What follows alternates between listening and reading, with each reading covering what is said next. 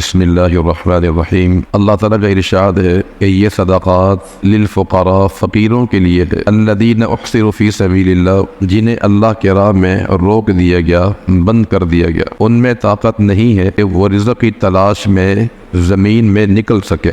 آپ ان کو پہچان لیں گے ان کے چہروں سے، چہروں کی علامات سے۔ وہ لوگوں سے چمٹ کر سوال نہیں کرتے۔ وما تنفقوا من خیر، اور تم جو بھی مال خیر اللہ کے راہ میں خرچ کرو، فإن اللہ بہ علیم، بے شک اللہ اس کو خوب جاننے والا ہے۔ اب اس آیت میں ان افراد کا ذکر کیا گیا ہے کہ جو اس مال کا مستحق ہوتا ہے۔ یہ کون سا مصرف ہے کہ جہاں پر یہ مال خرچ کیا جائے، تو اس آیت کریمہ میں اس کا ذکر کیا گیا ہے۔ یہ ان افراد کے لیے ہے کہ جن کی 6 صفات ہوں۔ پہلی صفت کیا ہے؟ للفقراء، کہ یہ صدقات فقیروں کے لیے ہے۔ فقیر اس شخص کو کہتے ہیں جس کے پاس کچھ بھی نہ ہو۔ نمبر 2، احصروا فی سبیل اللہ، جنہیں اللہ کے راہ میں روک دیا گیا۔ یہ روکنے کا مطلب یہ ہے یا تو وہ بیمار ہیں، مریض ہیں، وہ زمین میں چل پھر کر کما نہیں سکتے، یا پھر اس سے مراد علماء ہے کہ جو علم کی خدمت کی وجہ سے کاروبار نہیں کر پاتے اور علم کی طلب نے، تبلیغ نے انہیں اس کام سے روک رکھا ہے۔ نمبر 3، ان میں طاقت نہیں ہے کہ وہ زمین میں چل پھر کر